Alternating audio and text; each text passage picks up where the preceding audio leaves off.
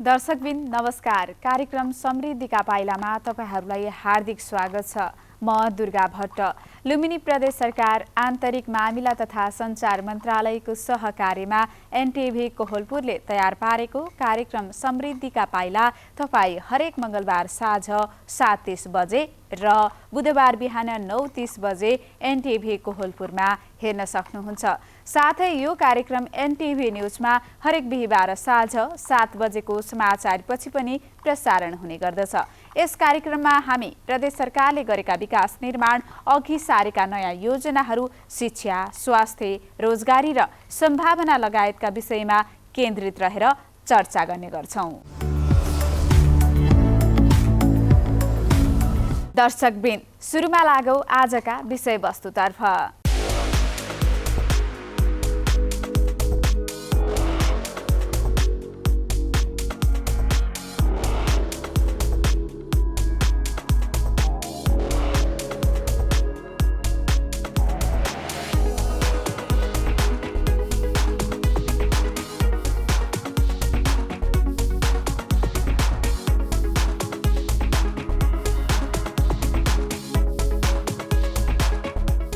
सही तथ्याङ्कका लागि भौगोलिक सूचना प्रणाली तथ्याङ्क अद्यावधि गर्न लुम्बिनी प्रदेश सरकारले भौगोलिक सूचना प्रणाली लागू गरेको छ। सूक्ष्म तरिकाले अध्ययन गरी तथ्याङ्क प्रमाणित हुने भएकाले प्रदेशको कृषि विकास निर्देशनालयले भौगोलिक सूचना प्रणाली लागू गरेको हो। रूपन्देही संवाददाता केशव भण्डारीले पठाएको हेरौं यो रिपोर्ट। सही तथ्याङ्कका लागि भौगोलिक सूचना प्रणाली तथ्याङ्क अद्यावधि गर्न लुम्बिनी प्रदेश सरकारले भौगोलिक सूचना प्रणाली लागू गरेको छ। मातहतका कार्यालयले सूचना सार्वजनिक गर्दा तथ्याङ्कमा एकरूपता थिएन। संघीय संरचनामा जानु अघि जे तथ्याङ्क थिए त्यसैका आधारमा कार्य सम्पादन भइरहेको थियो।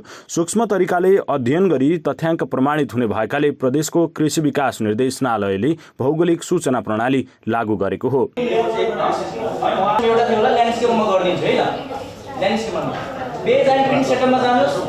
यस्तो छ, बक्सलाई सिलेक्ट गर्नुस्, क्लिक गरेर त्यसको लागि यहाँ के छ, सिलेक्ट इमेज भन्ने छ नि, यो कर्सर, यसमा क्लिक गर्नुस्। भौगोलिक सूचना प्रणाली एक कम्प्युटर प्रणाली हो जसले भौगोलिक रूपमा सन्दर्भ गरिएको जानकारीको विश्लेषण र प्रदर्शन गर्दछ। यसले एक अद्वितीय स्थानमा संलग्न रहेको डाटा प्रयोग गर्दछ।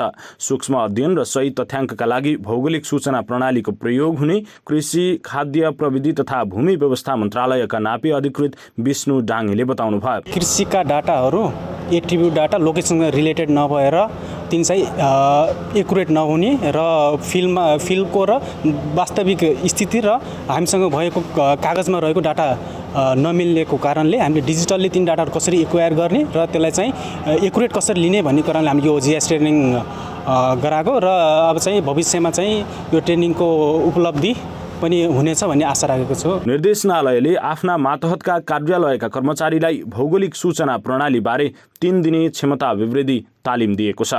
प्राविधिकहरू प्रदेशका 12वटै जिल्लामा रहेका कृषि र पशुपक्षीतर्फ सम्बन्धित क्षेत्रमै पुगेर तथ्याङ्क अद्यावधि गर्नेछन्। ठिक भए नभएको जीपीएसको माध्यमबाट प्रमाणित गरी सही तथ्याङ्क सार्वजनिक हुनेछ। बाली संरक्षण प्रयोगशाला खजुरा बाँकेकी बाली संरक्षण अधिकृत एलिजा श्रेष्ठले अब प्रयोगशालाले रोग किराको विवरण राख्न सहज हुने बताउनु भयो। अब ठ्याक्कै अब लोकेसन पोइन्टमै ठ्याक्कै त्यो पोइन्टमै गएर चाहिँ पोइन्टहरू लोकेसनहरू हामीले चाहिँ लिने कारणले गर्दा चाहिँ त्यो एकदम अथेन्टिक पनि हुन्छ हैन। अनि त्यसमा चाहिँ अब एकदमै एक्युरेसी, प्रिसिजन पनि एकदम धेरै हाई हुन्छ यसमा। त्यही भएर अब यसमा पछि चाहिँ अब यो रोग किराको कुरा गर्दाखेरि चाहिँ अब एउटा सिजनमा एउटा रोग लाग्छ, अर्को सिजनमा अर्को रोग लाग्छ है। त्यो चाहिँ अब डिफ्रेन्ट सिजनमा फरक हुने कारणले गर्दा चाहिँ हामीले अब फरक टाइममा चाहिँ कुन ठाउँमा कस्तो छ प्रकोपहरू त्यसलाई चाहिँ हामीले एड्रेस गर्न सक्छौँ अनि एकदम प्रिसिजन पनि हुन्छ। आधिकारिक तथ्याङ्क आउने हुँदा यसैका आधारमा काम गर्दा प्रभावकारी हुने उहाँको विश्वास छ। प्रशिक्षण तालिम पश्चात कृषि ज्ञान केन्द्र पाल्पाका बाली संरक्षण अधिकृत मिलन गैरेले अब कार्यक्षेत्रमा गएर सुरुमै सही र प्रमाणित सूचना निकाल्न भौगोलिक सूचना प्रणाली लागू गर्ने बताउनु भएको छ। स्थानीय तहमा देश गइसकेपछि कतिपय हाम्रो जिल्लाहरूको चाहिँ तथ्याङ्क नै डाटा नै के डाटा हो भन्ने कुरा अलिकति अन्यल भएको अवस्था छ। त्यो डाटा रिलायबल छ कि छैन र त्यो डाटा हामीले एक्चुअल फिल्डमा गएर हेर्दाखेरि त्यो भेटिन्छ कि भेटिन्न भन्ने कुरालाई अलि चाहिँ डिजिटल बनाउनको लागि यो GIS ट्रेनिङ जुन हाम्रो कर्मचारी अभिवृद्धिको ट्रेनिङ हाम्रो चाहिँ यहाँ आयोजना भएको छ त्यसले चाहिँ हामीले फिल्डमा कसरी डाटा लिने र त्यो डाटालाई हामीले कसरी चाहिँ सफ्टवेयरमा हालेर त्यसबाट हामीलाई चाहिने कुराहरू मात्र राख्ने र कुनै ठाउँमा देखाउनु पर्दा प्रेजेन्ट गर्नु पर्दा अलिकति रियलिस्टिक होस् भन्ने हिसाबले यो तालिमको आयोजना भएको। कार्यालयको लक्ष्यअनुसार प्रगति हासिल गर्न र आगामी वर्षहरूलाई कार्यक्रम विनियोजन गर्न पनि भौगोलिक सूचना प्रणाली लाभदायी हुने उहाँको बुझाइ छ। उहाँ जस्ता प्रदेशका 12वटै जिल्लाबाट क्षमता अभिवृद्धि तालिममा सहभागी भएका कृषि प्राविधिकहरूको बुझाइ यस्तै थियो।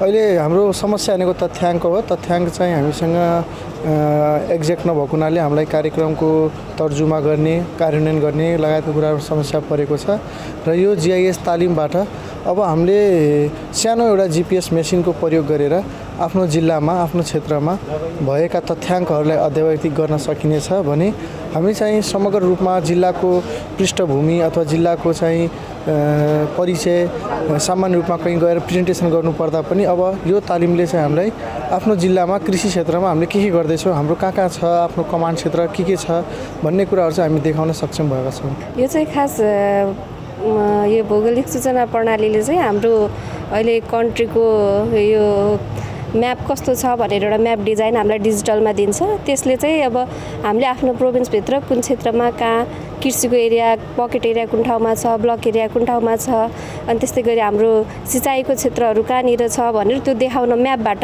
जुन शब्दले भन्नुभन्दा म्यापबाट प्रभावकारी हुन्छ एउटा पिक्चरबाट भन्ने हिसाबले चाहिँ यो सिकाइएको हो र यही अनुसार आगामी दिनमा हाम्रो जति कामहरू हुन्छ त्यसलाई चाहिँ म्यापिङबाटै देखाउन सक्यो भने सजिलो हुन्छ। सही तथ्याङ्क अध्यावधिक भए भविष्यमा हुने आय व्ययको अनुमानित लेखा सहज हुनेछ। यसले लक्षित समुदायसम्म कार्यक्रम सञ्चालन गर्न र कार्य सम्पादनमा समेत सहयोग मिल्ने निर्देशनालयको विश्वास छ। कार्यालयको लक्ष्य अनुसार प्रगति हासिल गर्न र आगामी वर्षहरूलाई कार्यक्रम विनियोजन गर्न पनि भौगोलिक सूचना प्रणाली लाभदायी हुनेछ। सही तथ्याङ्क अध्यावधिक भए भविष्यमा हुने आय व्ययको अनुमानित लेखा पनि सहज हुनेछ। यसले लक्षित समुदायसम्म कार्यक्रम सञ्चालन गर्न र कार्य सम्पादनमा समेत सहयोग मिल्ने निर्देशनालयको विश्वास छ।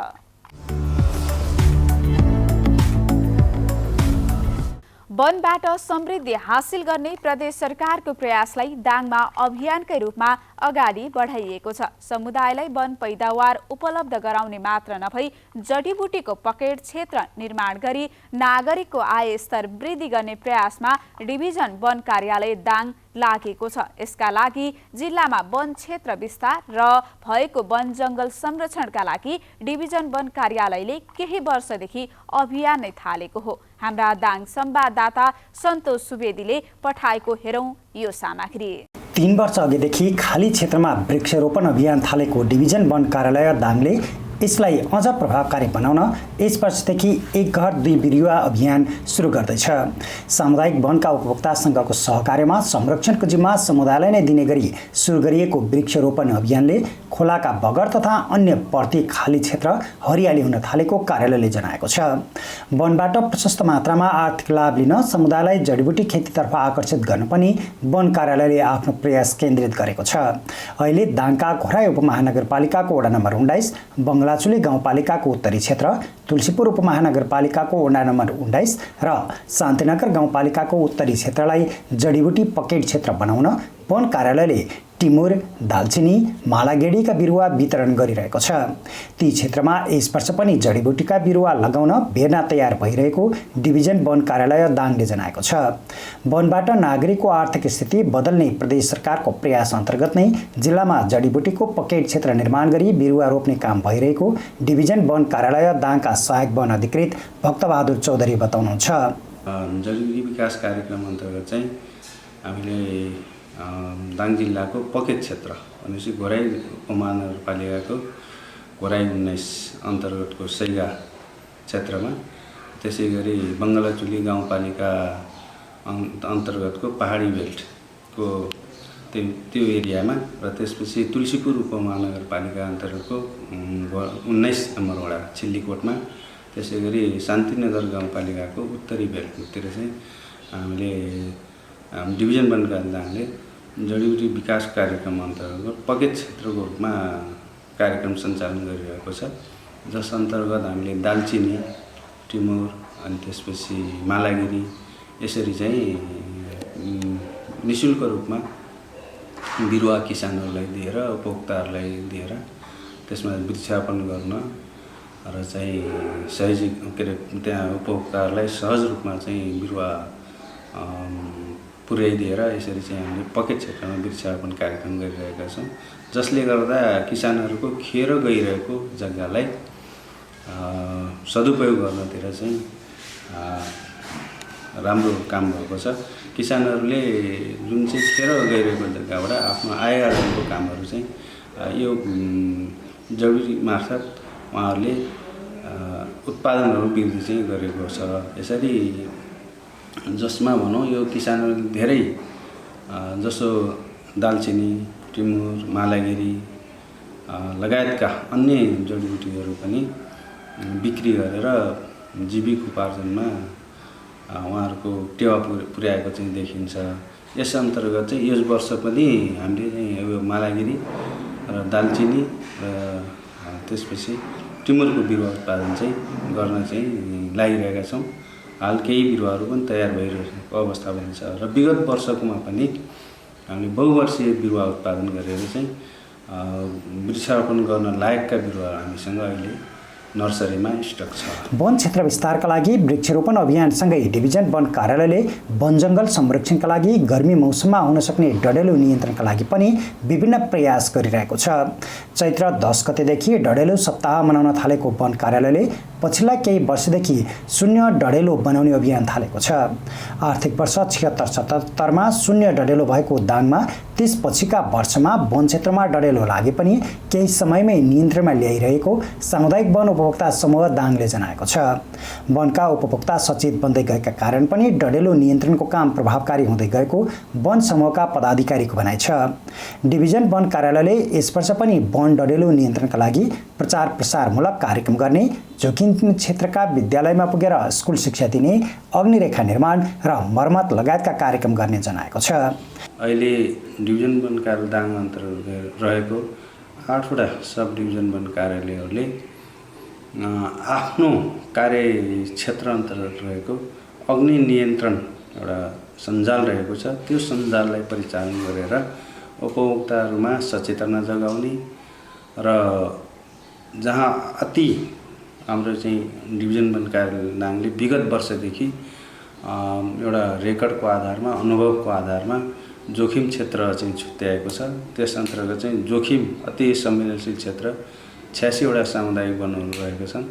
त्यस वन क्षेत्रमा का उपभोक्ताहरूले सचेतना जगाउने र यो अग्नि नियन्त्रणको लागि अति संवेदनशील ज्वलनशील पदार्थलाई पात पतिङ्गर, स्याउला सोत्तरलाई सोरेर एउटा नयाँ कार्यक्रम रूपमा चाहिँ एउटा खाल्डो खन्ने र त्यही कुहाएर मल बनाउने, जसले गर्दाखेरि त्यही मललाई चाहिँ किसानहरूले खेतबारीमा प्रयोग गर्ने र खेतबारीबाट उत्पादन बढाउने, जसले गर्दा उहाँहरूको किसानहरूको जीविकोपार्जनमा चाहिँ सुधार आउने चाहिँ अपेक्षा गरेको छ डिभिजन वन कार्यालय दाङले।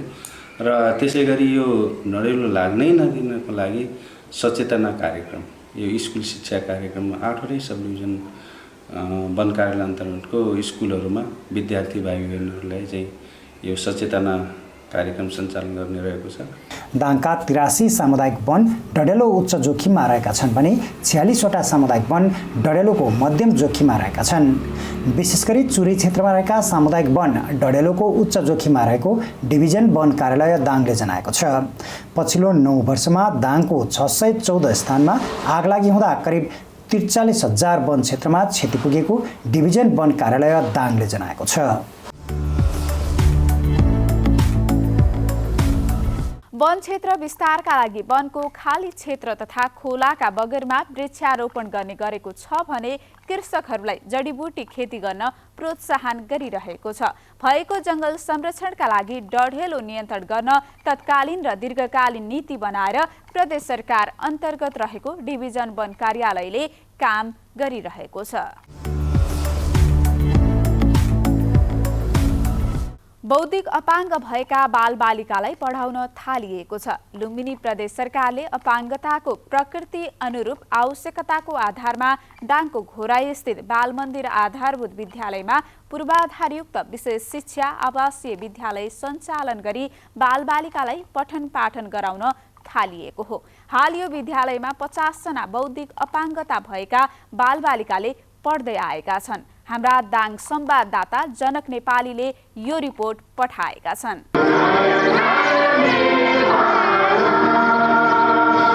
बौद्धिक अपाङ्ग भएका बालबालिकालाई पढाउन थालिएको छ। देशका साथै प्रदेशमा रहेका यस्ता बालबालिकाको खोजी गरी पढाउन थालिएको हो।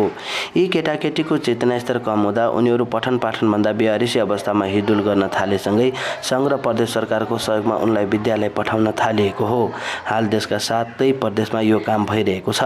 प्रदेश नम्बर 1 स्थित सरस्वती मावि दमक झापा, मध्य प्रदेशको सार्वजनिक मावि मिथिला धनुषा, बागमती प्रदेशको आदर्श बाल विकास विद्यालय बनेपा काभ्रे, गण्डकी प्रदेशको मनोकामना बहिरा मावि गोर्खा, लुम्बिनी प्रदेशको बाल मन्दिर आधारभूत विद्यालय घोराई दाङ, कर्णाली प्रदेशको सिद्ध बहिरा विद्यालय वीरेन्द्रनगर सुर्खेत र सुदूरपश्चिम प्रदेशको राष्ट्रिय मावि घोडागोरी कैलालीको भौतिक पूर्वाधार निर्माण सहित पढाउने काम भइरहेको बाल मन्दिर आधारभूत विद्यालय घोराईका विष्णु भण्डारी बताउनुहुन्छ। यो चाहिँ अपाङ्गता भएका बालबालिकाहरूलाई केही न केही चेन्ज लिनुपर्छ भन्ने उद्देश्यका साथ मैले यसको प्रोसेस अगाडि चाल्दाखेरि विद्यालय व्यवस्थापन समिति र दाङ जिल्लामा भइरहेका राजनीतिक दलहरूसँग छलफल गर्दाखेरि नेपाल सरकार समक्ष चाहिँ यो कुरा पुगिसकेपछि नेपाल सरकारले 7वटै प्रदेशमा यस्ता अपाङ्गता भएका बालबालिकाहरू, फरक क्षमता भएका बालबालिकाहरूको लागि नेपाल सरकारले केही विशेष कार्यक्रम दिएको छ। त्यो कार्यक्रम चाहिँ 7वटै प्रदेशमा प्रकृति अपाङ्गताको आधारमा प्रकृति अनुरूप फरक क्षमता भएका बालबालिकाहरूलाई 7वटै प्रदेशमा पूर्वाधारयुक्त नमुना विद्यालय बनाउने। आर्थिक वर्ष 2075-76 मा अपाङ्गको प्रकृति अनुरूप आवश्यकताको आधारमा प्रत्येक प्रदेशमा पूर्वाधारयुक्त विशेष शिक्षा आवासीय विद्यालय सञ्चालन गर्ने शिक्षा मन्त्रालयको योजना अनुसार काम भइरहेको हो। उक्त विद्यालयले 3 करोडदेखि 35 करोड रुपैयाँसम्मको DPR तयार पारी भौतिक पूर्वाधार निर्माणको काम गरिरहेका छन्। यसका लागि प्रदेश सरकारले वर्षेनी बजेट विनियोजन गर्दै आएको छ। गत आर्थिक वर्षमा बाल मन्दिर विद्यालयको कक्षा कोठा बनाउन 1 करोड र यस आर्थिक वर्षमा 50 लाख रुपैयाँ बजेट प्रदेश सरकारले उपलब्ध गराएको छ। त्यसबाट प्राप्त बजेटले 10 कोठी पक्की भवन निर्माण गरिएको छ। बाँकी अपुग रकम भने सङ्घीय सरकारले थप गरेको हो। देशका 7 प्रदेशमध्ये लुम्बिनी प्रदेशको यस विद्यालयमा धेरै काम सम्पन्न गरिएको छ। प्रदेशको 12 जिल्लामा रहेका यस्ता बालबालिकाको खोजी गरी पठन पाठन गर्दै आएको विद्यालयका भण्डारीको भनाइ छ। यो विद्यालयलाई लुम्बिनी प्रदेश स्तरीय चाहिँ फरक क्षमता भएका बालबालिकाहरूको लागि एउटा पूर्वाधारयुक्त विशेष शिक्षा आवासीय विद्यालयको रूपमा यसलाई विकास गर्दै अगाडि बढेका छौँ र यो लुम्बिनी प्रदेशभरिकै अपाङ्गता भएका बालबालिकाहरूको लागि यो विद्यालय चाहिँ एउटा बाल मैत्री अपाङ्ग मैत्री विद्यालयको रूपमा नमुना विद्यालयको रूपमा यो विकास हुनेछ।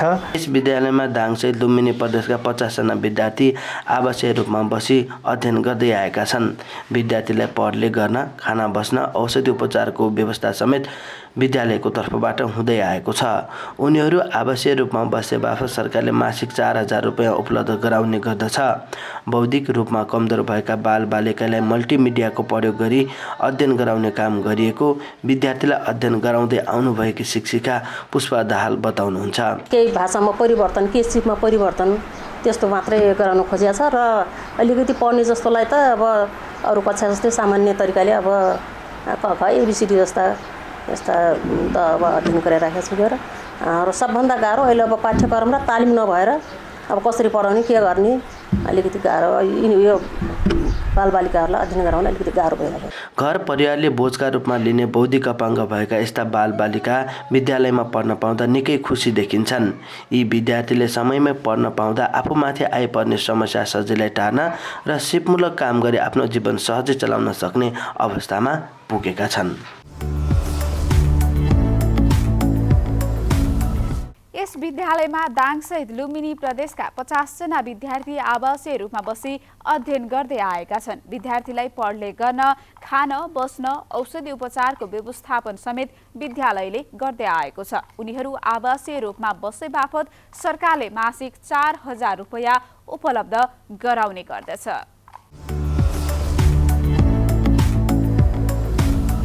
लुम्बिनी प्रदेश सरकारले कानुन, महिला, बालबालिका र ज्येष्ठ नागरिकका समस्या समाधान गर्न छुट्टै मन्त्रालय गठन गरेर काम गरिरहेको छ। यसअघि सामाजिक विकास मन्त्रालय रहेकोमा हाल कानुन, महिला, बालबालिका तथा ज्येष्ठ नागरिक मन्त्रालय छुट्टै गठन गरेर समाजका विभिन्न क्षेत्रमा महत्त्वपूर्ण काम अगाडि बढाएको छ। यसै सन्दर्भमा रहेर आज हामीले लुम्बिनी प्रदेशको कानुन, महिला, बालबालिका तथा ज्येष्ठ नागरिक मन्त्रालयका सामाजिक विकास महाशाखा प्रमुख शारदा बस्यालसँग रूपन्देही संवाददाता केशव भण्डारीले गरेको यो कुराकानी।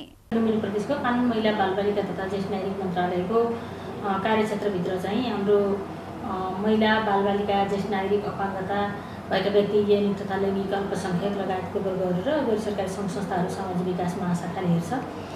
त्यसै गरी चाहिँ हाम्रो एउटा संस्कृति महाशाखा छ जसले चाहिँ भाषा संस्कृतिकोदेखि लिएर पुरातात्विक कुराहरू सबै क्षेत्रहरू चाहिँ हेर्छ संस्कृति महाशाखाले। त्यसै गरी चाहिँ हाम्रो प्रशासन र कानुन हेर्नको लागि छुट्टै महाशाखाको व्यवस्था गरेर हाम्रो चाहिँ मन्त्रालयको संरचना बनेको छ।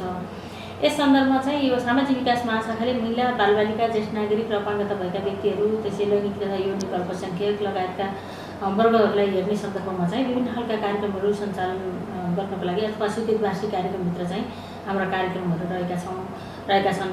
त्यसमध्ये चाहिँ यसभित्र चाहिँ 3वटा शाखाहरू रहेका छन्। ती 3वटा शाखाहरूमध्ये चाहिँ एउटा चाहिँ महिला सशक्तिकरण मूल प्रवाहीकरण शाखा छ, त्यसै बाल अधिकार तथा सामाजिक न्याय भन्ने छ र त्यसै गरी चाहिँ अपाङ्गता अधिकार र ज्येष्ठ नागरिक शाखालाई हामीले चाहिँ यस महाशाखाभित्र रहेका छौँ र यसले चाहिँ हाम्रा यी क्षेत्रहरूलाई समेट्ने गर्छौँ। र यस सन्दर्भमा चाहिँ महिला सशक्तिकरणतर्फ खास गरी चाहिँ महिलाहरूको आर्थिक, सामाजिक, सांस्कृतिक, राजनीतिक सशक्तिकरणका कार्यक्रमहरू रहेका छन् र जसले चाहिँ खास गरी लैङ्गिक हिंसा न्यूनीकरणदेखि लिएर महिलाहरूको आर्थिक, सामाजिक सशक्तिकरणका लागि गरिने उद्यमशीलता विकासका कार्यक्रमहरू पनि हाम्रो महाशाखा अन्तर्गत रहेका छन्। त्यसै गरी बाल अधिकार र सामाजिक न्यायतर्फ बालबालिकाको संरक्षण, त्यसै गरी मानव अधिकारको संरक्षण लगायतका कार्यक्रमहरू पनि त्यसभित्र रहेका छन्। सामाजिक न्यायभित्र रहने सबै कुराहरू त्यसभित्र समेटिन्छन् भने अपाङ्गता अधिकार र ज्येष्ठ नागरिकका कुराहरू पनि हाम्रो महाशाखा अन्तर्गत रहेका छन्। र यस सन्दर्भमा हामीले चाहिँ यस आर्थिक वर्षमा खास गरी अब मन्त्रालयको संरचना पनि पुनर्संरचना हुने सन्दर्भमा कार्यविभाजन नियमावली, हाम्रो प्रदेश सरकार कार्यविभाजन नियमावली 2078 अनुसार चाहिँ यी क्षेत्रहरू हाम्रा कानुन, महिला, बालबालिका तथा साबिकको चाहिँ सामाजिक विकास मन्त्रालय, त्यसपछि शिक्षा तथा सामाजिक विकास मन्त्रालय हुँदै अहिले कानुन, महिला, बालबालिका तथा ज्येष्ठ नागरिक मन्त्रालयको जिम्मेवारीभित्र परेको हुनाले चाहिँ यो अलिकति मन्त्रालय चाहिँ नयाँ मन्त्रालय भएको हुनाले केही समय चाहिँ हामी सुरुमा चाहिँ यसलाई यो मन्त्रालयलाई स्थापना गर्ने र अलिकति कामहरू चाहिँ कसरी गर्ने भन्ने सन्दर्भमा केही अलमल भयो। तर अहिले चाहिँ हामीले त्यो कामहरूलाई चाहिँ बिस्तारै अगाडि बढाउने क्रममा छौँ र हामीले काम गरिरहेको अवस्था छ। यद्यपि हाम्रा धेरै कार्यक्रमहरूको अहिले प्रगति कति भयो भनेर समीक्षा हेर्ने हो भने हाम्रो प्रगतिको स्तर चाहिँ अहिले एकैचोटि चाहिँ भुक्तानीहरूको अवस्थाले हेर्दा, वित्तीय प्रगतिको हिसाबले हेर्दाखेरि चाहिँ हाम्रा अलिकति प्रगतिहरू एकदमै न्यून नै देखिन्छ। तर हाम्रा यस्ता कुराहरू चाहिँ यी प्रगतिहरू कानुन, महिला, बालबालिका तथा ज्येष्ठ नागरिक मन्त्रालयबाट सम्पादन भएका क्रियाकलापहरू अथवा यसको खर्चहरूको चाहिँ एकैचोटि भुक्तानी भइसकेपछि देखिने भएको हुनाले सबै प्रोसेसमा कतिपय कुराहरू हाम्रा जसलाई चाहिँ कुनै सङ्घ संस्थाहरूको लागि तोकिएका बजेटहरू छन्। जस्तै मानौँ कुनै संस्था, मानौँ कुनै जिल्लाको एउटा सामाजिक संस्थाले केही काममा सशक्तिकरणको लागि केही काम गर्न खोजेको छ भने त्यो कामको लागि चाहिँ कतिपय कुराहरू हाम्रो मान्य प्रदेश सभा सदस्यज्यूहरूको आफ्नो चाहिँ संसद विकास कोषबाट पनि परेका पैसाहरू पनि उहाँहरूले चाहिँ यही मन्त्रालय मातहतै राखेको भन्नुभएको छ। तर त्यसरी चाहिँ संसद विकास कोषकै पैसा हो भन्ने हिसाबले संसदीय कोषको पैसा भन्ने भन्दा पनि हाम्रो मन्त्रालयको रेगुलर बजेटभित्र आएको छ। तोकिएका बजेटहरूको लागि चाहिँ हामीले संस्थाहरूलाई सूचित गरेका थियौँ। त्यसबाट चाहिँ प्रपोजलहरू आउने, उहाँहरूको चाहिँ जुन संस्था मानव ए भन्ने संस्थाको नाममा नै तोकिएर कुनै काम गर्नको लागि, कुनै सिप विकास कार्यक्रम गर्नको लागि वा कुनै चाहिँ सशक्तिकरण कार्यक्रम गर्नको लागि भनेर आएको छ भने त्यो संस्थाले आफ्नो डकुमेन्टहरू ल्याएर यहाँ गर्ने भन्ने हिसाबले उहाँहरूलाई सूचित गऱ्यौँ र त्यसै अनुसार केही संस्थाहरूले चाहिँ हामीसँग पेस गर्नुभएको छ। त्यसको लागि चाहिँ हामीले ती फाइलहरूलाई अध्ययन गरेर तिनीहरूसँग अब सम्झौता अगाडि बढाउने क्रममा छौँ। र केही संस्थाहरूको चाहिँ विगतका कार्यक्रमहरू गत आर्थिक वर्षमा पनि त्यस्तै कार्यक्रमहरू निरन्तर चलिरहेका कार्यक्रमहरू छन् भने यसभन्दा पहिला चाहिँ हाम्रो सामाजिक विकास मन्त्रालय अन्तर्गत चाहिँ सामाजिक विकास डिभिजन कार्यालयहरू थिए। त्यो डिभिजन कार्यालयबाट कार्यक्रम सञ्चालन भएको हुनाले विगतका दिनमा कसरी त्यो कार्यक्रमको सम्पन्न भएको थियो, त्यसको प्रगति समीक्षाहरू कस्तो भएको छ, त्यसको प्रगतिको चाहिँ उनीहरूले कस्तो पेश गरेका थिए, त्यसको चाहिँ प्रगति रिपोर्टहरू मागेर अलिकति उहाँहरूको राय लिने र त्यसपछि कसरी अगाडि बढाउने भन्ने सन्दर्भमा पनि गरेका छौँ। र केही कार्यक्रमहरूको जस्तै सिप विकास तालिमहरूको सन्दर्भमा चाहिँ विभिन्न हामीले 109वटै स्थानीय तहबाट चाहिँ उहाँहरूलाई यदि सिप विकाससँग सम्बन्धित कुनै तालिमहरू महिलाहरूलाई फोकस गरेर त्यस्ता सिप विकासका कार्यक्रमहरू चाहिएछन्, अपाङ्गता भएका व्यक्तिहरूको लागि सिप विकास तालिम चाहिएछन् भने तपाईँहरूलाई त्यस्ता खालको कार्यक्रमको आवश्यकता छ कि छैन, छ भने तपाईँहरूको आफ्नो बजेट छ भने साझेदारी गर्न सक्ने खालको अवस्था छ कि छैन, र यदि छैन भने प्रदेश सरकारबाटै अपेक्षा गरिएको के छ भन्ने हिसाबले हामीले मागेका थियौँ। र त्यसै अनुसार चाहिँ हाम्रा केही मागहरू प्राप्त भएका छन्, त्यसलाई टेबुलेसन गर्न हामीले एनालाइसिस गर्दैछौँ। यद्यपि निर्वाचन एकदम नजिक आइरहेको हुनाले हामीलाई एकदम प्रेसर परिरहेको छ, किनभने समयमा हामीले त्यो गर्न सकेनौँ भने कार्यक्रम सम्पन्न हुन सक्दैनन् कि अब स्थानीय तहले साझेदारी गर्छु भनेका कार्यक्रमहरू स्थानीय निर्वाचनले गर्दा त्यसलाई चाहिँ प्रभावित पार्ने हो कि भन्ने हामीलाई चिन्ता पनि लागिरहेको अवस्था छ।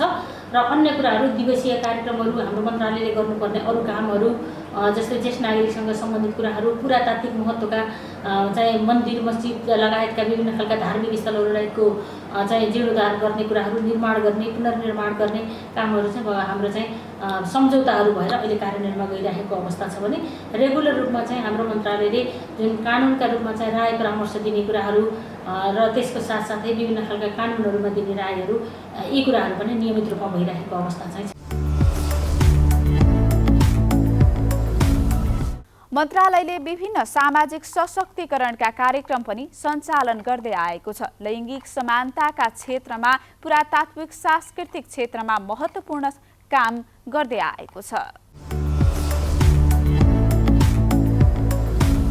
हवस् त दर्शकबिन, आजका लागि कार्यक्रम समृद्धिका पाइला यति नै। अर्को हप्ता नयाँ विषयवस्तु सहित उपस्थित हुने नै छौँ। कार्यक्रम उत्पादनमा सहयोग गर्ने सम्पूर्ण सहकर्मीहरूसँगै मलाई पनि बिदा दिनुहोस्। नमस्कार।